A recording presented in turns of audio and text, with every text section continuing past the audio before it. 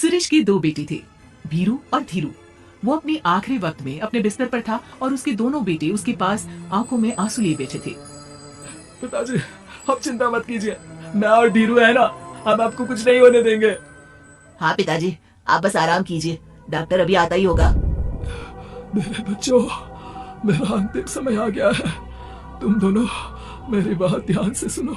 मैंने वकील से कहकर अपनी जायदाद तुम दोनों में आधी आधी बांट दी है। मेरे जाने के बाद तुम दोनों मिलकर रहना, एक दूसरे के सुख दुख में साथ देना। तुम्हारी माँ की भी यही इच्छा थी। जी पिताजी, आप जैसा कहेंगे हम वैसा ही करेंगे। जी पिताजी, आप जैसा कहेंगे हम वैसा ही करेंगे। और सुरेश उन्हें छोड़कर चला जाता है। अरे धीरू भाई, मैं तुझसे कहना चाहता था कि मुझे व्यापार बढ़ाने के लिए कुछ रुपयों की जरूरत है। अब पिताजी के जाने के बाद हम दोनों ही एक दूसरे का सहारा है। पिता के जाने के कुछ दिनों के बाद दोनों भाइयों की जिंदगी धीरे धीरे सामान्य हो जाती है। दोनों भाई अब अपना अपना व्यापार संभाल लेते हैं। दोनों एक ही घर में तो रहते हैं, लेकिन अब उनके रिश्ते में पहले जैसी बात नहीं रहती। भीरू शुरू से ही लालची था, इसलिए सुरेश ने पहले ही उन दोनों में प्रॉपर्टी का हिस्सा बांटकर लड़ाई की गुंजाइश खत्म कर दी थी। लेकिन पिताजी के जाने के बाद भीरू का लालच बढ़ने लगा। हाँ भैया, आप बताइए कि मैं आपकी किस तरह से मदद कर सकता हूँ। मुझसे जो बन पड़ेगा मैं करूँगा। अच्छा तो भाई, तू ना मुझे अपनी गाय दे दे। वैसे भी तू पढ़ा लिखा मॉडर्न लड़का है, भला तू गाय का करेगा क्या, लेकिन इससे मेरी ना बहुत मदद हो जाएगी। ठीक है भैया, आखिर भाई ही तो भाई के काम आता है। आप ले लीजिए मेरी गाय और उसे बेचकर आप उन रुपयों को अपने व्यापार में लगा लेना। बस फिर क्या था, भीरू अपने लालच की वजह से आए दिन धीरू से किसी न किसी बहाने पैसे या कीमती सामान ऐंठता रहता और बेचारा सीधा साधा धीरू उसकी मदद कर दिया करता। इसी तरह 2 साल बीत जाते हैं और दोनों भाई शादी कर लेते हैं। शादी होने के साथ ही अपनी बीवी के कहने पर भीरू अपना हिस्सा अलग कर लेता है। अब दोनों भाई अलग अलग रहने लगते हैं। अरे साधना, ये देखो, मैंने आज ही एक बड़ी डील साइन की है। ये शहर का सबसे बड़ी फैक्ट्री का मालिक है। इसके साथ व्यापार करके मेरे व्यापार में दिन दुनी रात चौगुनी तरक्की होगी।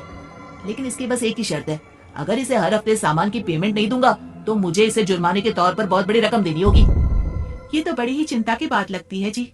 अरे चिंता कैसी, मैंने पहले ही हिसाब लगा लिया है। मैं इसे हर हफ्ते पेमेंट भी दूंगा और एडवांस पे ऑर्डर भी, तो फिर चिंता काहे की। पास से गुजर रहा भीरू उन दोनों की सारी बातें सुन लेता है और फिर, अरे राधा सुनती हो, उस धीरू ने आज एक बहुत बड़ी डील साइन की है। ये सुनकर ना मुझे बहुत बुरा लग रहा है। भीरू उसे सारी बात बताता है। तो ऐसे हाथ पे हाथ रख के गुस्सा करने से क्या होने वाला है? आप तो उस डील की कमजोर कड़ी जानते ही हैं, तो मारिए हथौड़ा। अगले दिन धीरू के घर में चोरी होती है और उसमें उसके वो रुपए भी चले जाते हैं जो धीरू डील के मुताबिक क्लाइंट को देने वाला था। फिर शर्त के हिसाब से धीरू को जुर्माने की रकम देने के लिए अपना घर गिरवी रखना पड़ता है और उसका व्यापार भी बंद हो जाता है। सुनिए जी, आप दिल छोटा मत कीजिए। आप कोई ऐसा बिजनेस कीजिए जिसे आप जल्दी से जमा सके और कम पैसों से भी शुरू कर सके। आप फल सब्जियों का व्यापार शुरू कीजिए। तुम ठीक कहती हो, मैं कल से ही मंडी जाकर सब जानकारी लेकर आता हूँ। उधर भीरू और राधा धीरू की बर्बादी की खुशियां मनाने में लग जाती हैं और इधर धीरू खूब मेहनत करके फिर से अपनी आर्थिक हालात पटरी पर ले आता है। लेकिन फिर एक दिन, अजी सुनती हो, तुम यहाँ पर उसके बर्बाद होने की गलतफहमी में खुश हुए जा रहे थे और तुम्हारे भाई का फल सब्जियों का व्यापार बड़ा अच्छा चल निकला है। मैं अभी बाजार में उसकी दुकान देख कर आ रही हूँ।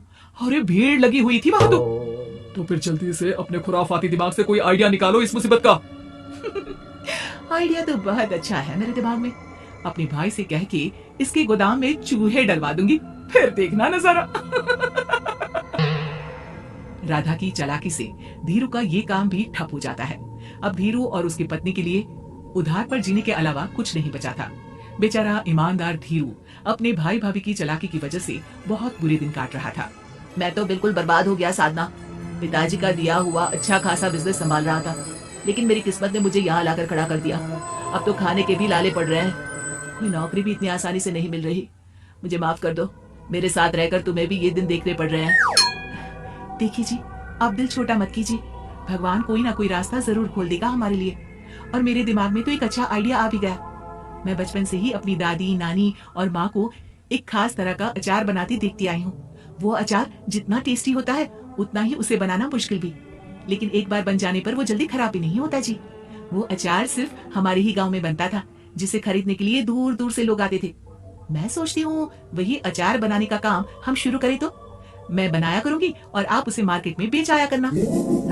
साधना, तुम्हारी बातों से मेरे मन में उम्मीद जाग उठी है, लेकिन ये सब काम शुरू करने के लिए रुपए कहाँ से आएंगे?